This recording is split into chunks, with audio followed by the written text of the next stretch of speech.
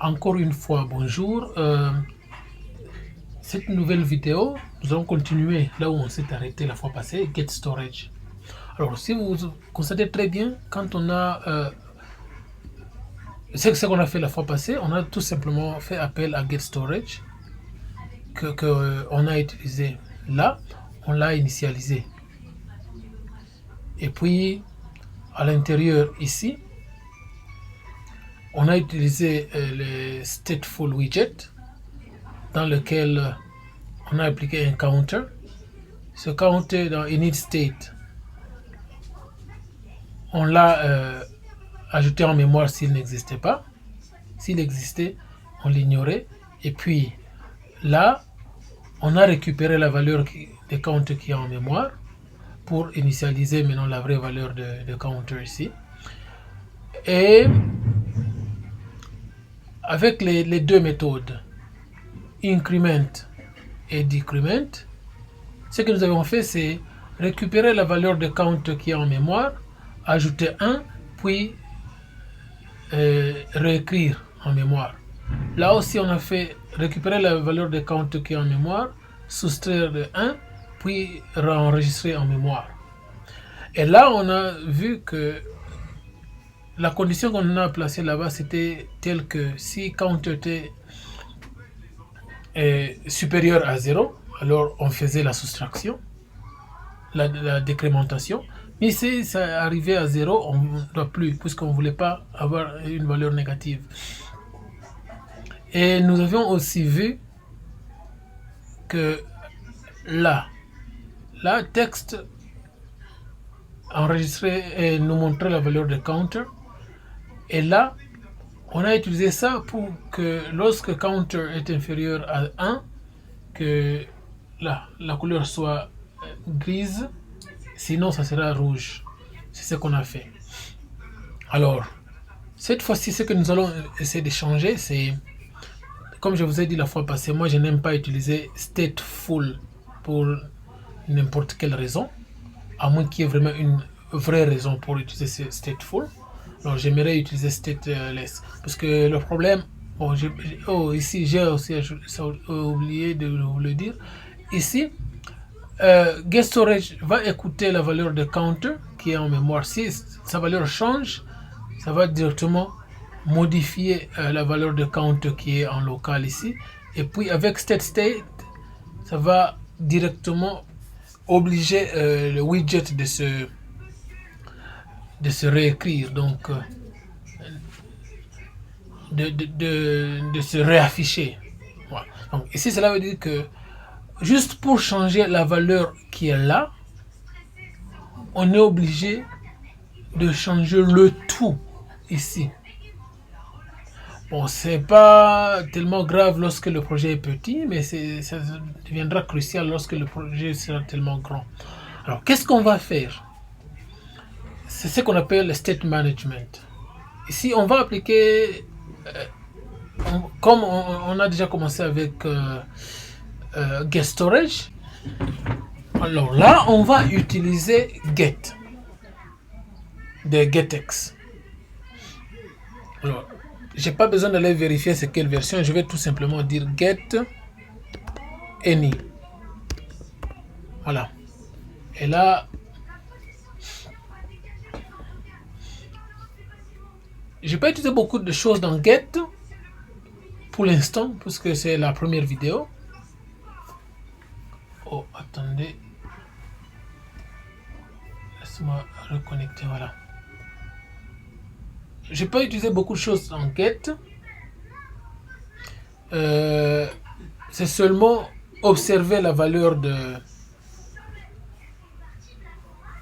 Je vais tout simplement observer la valeur de counter. Si ça change, alors on change aussi.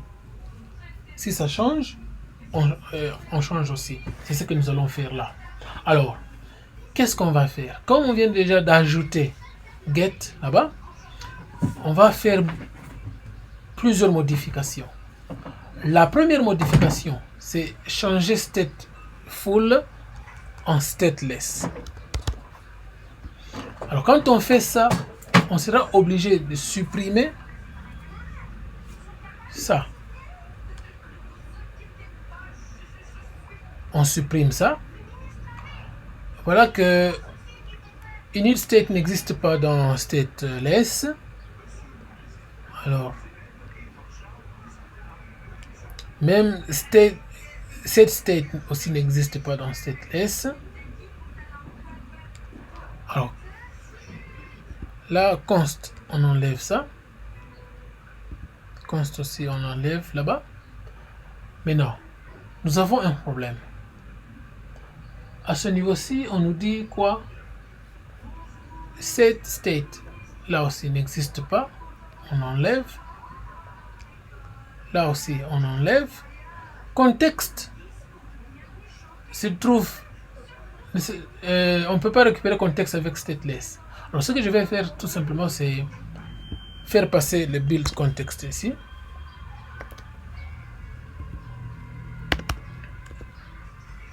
C'est un hack que je viens de faire là. Alors là, je serai aussi obligé de dire que c'est là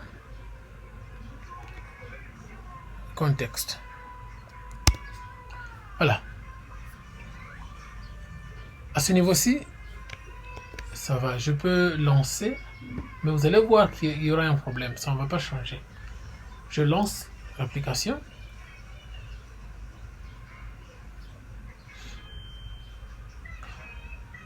La raison pour laquelle ça ne va pas changer, c'est puisque init state ne sera pas initialisé. Alors, pour éviter la confusion, je vais tout simplement changer ça. Je vais appeler ça initialize. Donc, je vais initialiser. Voilà, en attendant que ça, voilà, ça vient de se lancer. Il y aura des erreurs, je crois. Voilà. Alors, vous voyez, là, je tape rien du tout. Rien du tout. Pourquoi? C'est puisque initialize n'est pas initialisé, n'a pas été appelé, puisque on l'avait fait avec dans cette full widget où on a override init state. Mais ici, qu'est-ce qu'on fait? Eh bien, on va partir au constructeur, le constructeur de my homepage, là. Ce constructeur ici, on va lui donner un corps. Parce que là, ce constructeur n'avait pas de corps. Alors, on va lui donner un corps. C'est dans ce corps-là où on va maintenant appeler initialize. Voilà. C'est dans ce corps-là qu'on va appeler initialize. Voilà. Encore là, ça ne fait rien. Pourquoi? Parce que, voilà, vous avez constaté, je viens d'augmenter, mais ça ne s'affiche pas. Mais lorsque on rafraîchit, ça s'affiche. Pourquoi? C'est puisque on n'est pas en train d'écouter au changement de valeur. Puisque, à vrai dire, celui-là, on va le montrer là-bas. Log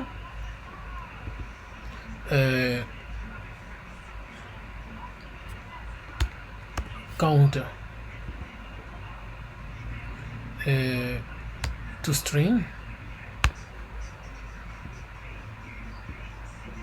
Alors, on va voir là-bas si ça change. On va voir si ça va changer. Voilà. On peut carrément voir que ça change. On peut carrément voir que ça change. Ok? On peut carrément voir que ça change.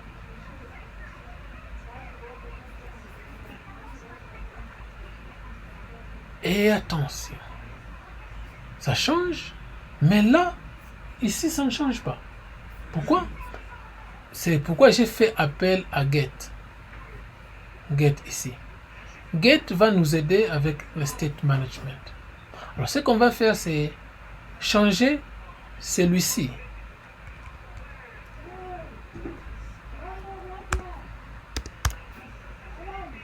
en observable. Voilà, je le change en observable. Une fois que je fais ça, je dois changer beaucoup de choses, puisque celui-ci, c'est un observable. Ce n'est pas la valeur réelle. Ça, c'est l'objet qui renferme la valeur qui est observée. Alors, ça renferme la valeur qui est observée. Comment récupérer la valeur qui est observée? C'est en appelant carrément value. Voilà, c'est en appelant value qu'on récupère la valeur qui est observée. Alors, c'est ainsi que je vais ajouter value partout là. J'ajoute value partout là. Partout où j'ai fait appel à counter. Partout où j'ai fait appel à counter.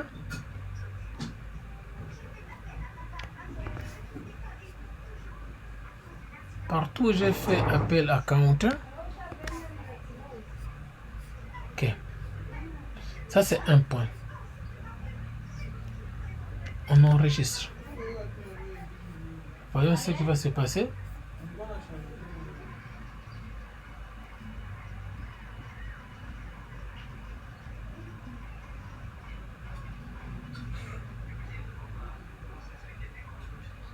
Voilà. Je vais réinitialiser. Ok. Là aussi, ça ne change pas. Bien que nous avons mis ça en observation. Bon, d'ailleurs, je vais mettre ça comme final. Puisque la valeur elle-même, comme je vous ai dit avant, ce n'est pas counter qui est la valeur, mais counter, c'est un objet qui contient la valeur qui est observée. Donc, on peut mettre l'objet counter comme final. Alors, ici, eh bien, tel que vous pouvez voir dans log ici, ça change. Ça change. Maintenant, pourquoi est-ce que celui-ci ne change pas? C'est puisque, même si la valeur est observée là-bas, est observable, la valeur n'est pas observée, mais elle est observable. Alors, il faut qu'il y ait quelqu'un pour l'observer. Qui va l'observer? C'est celui-ci. C'est lui qui change la valeur d'ici. C'est là. Texte. Texte doit observer le changement de la valeur qui se trouve dans counter. Alors, c'est pourquoi on va mettre ça dans OBX. OBX, ça nous permet de notifier texte que la valeur que tu es en train d'observer vient de changer. Alors, modifie-toi. Alors, j'enregistre. Alors, essayons. Voilà. Ça change. Maintenant, constatez que on va arriver à 0. Mais celui-ci ne change pas. La couleur rouge aussi, puisque ça observe le changement de valeur. Maintenant, là aussi, on va le mettre dans OBX. Voilà. Maintenant, on rentre. C'est beau. C'est beau carrément. Tel que vous pouvez voir, on a fait presque la même chose, mais seulement ici, je peux cacher d'abord ça.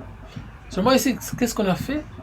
On a changé stateful widget en stateless. Et puis, comme stateless n'a pas de init state,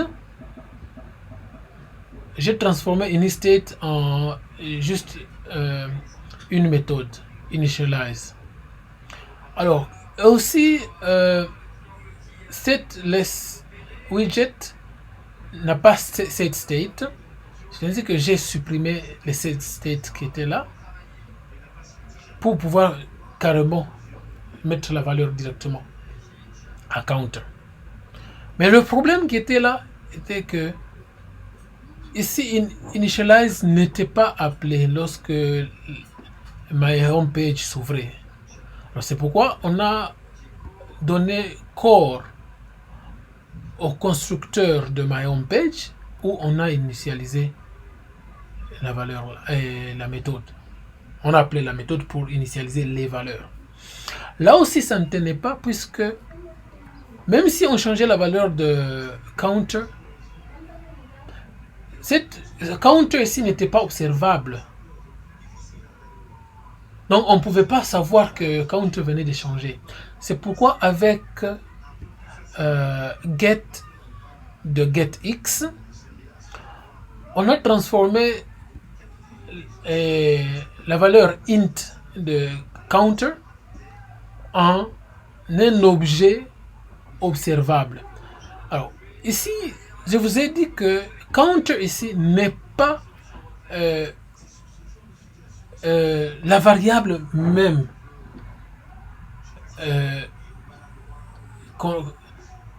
qui change. Mais counter, c'est la variable qui enferme cette variable qui est en train de changer.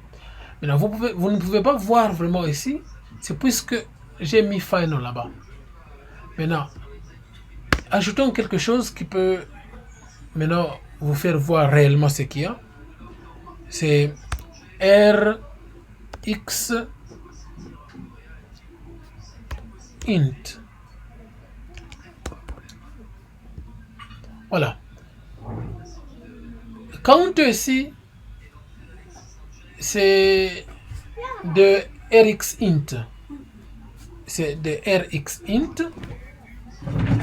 C'est pourquoi, bon, comme j'avais sur ma mi final, vous n'avez pas vu ça. Maintenant que je viens d'ajouter rx int, vous voyez que c'est à l'intérieur, il y a un int qui est enveloppé par la valeur qui permet l'observabilité. La valeur qui permet l'observabilité. Alors, ici, counter nous permet d'observer la valeur qui se trouve à l'intérieur. C'est pourquoi OBS, c'est observable. Donc, je dis que counter ici devient observable.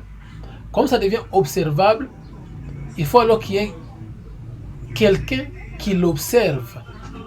C'est pourquoi là, on a vu que voilà, texte utilisait counter, donc texte était à l'écoute de changements de counter, donc il doit être notifié.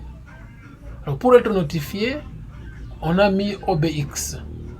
Donc on a enveloppé texte dans OBX puisque OBX permet de notifier tout changement de la valeur counter et dire à texte de se refaire pour afficher les changements.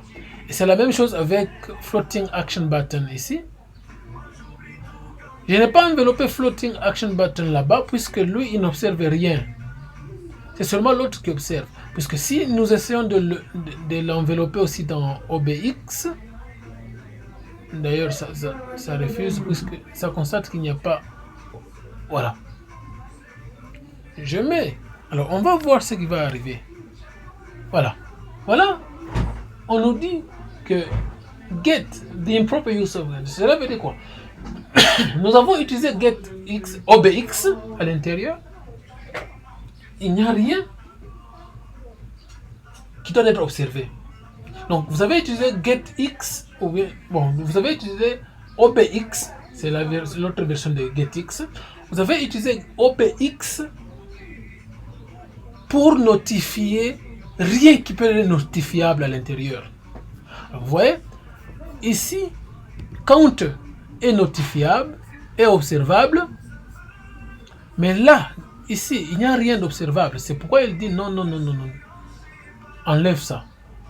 Alors, je vais enlever. Oh. Voilà, donc je serai obligé d'enlever manuellement, malheureusement. Voilà, j'enlève ça et puis j'enlève aussi ça. Voilà. Eh bien, ça rentre. Alors, je crois que vous avez aimé ma vidéo. J'ai essayé d'expliquer de manière très simple l'utilisation de Get Storage et Get pour enregistrer en mémoire et écouter et faire des changements en utilisant Stateless, tout simplement. Merci mes amis et à la prochaine. Vous devez liker la vidéo, partager le lien et je ferai toujours de bonnes choses progressivement. Vous allez l'aimer beaucoup. Merci beaucoup.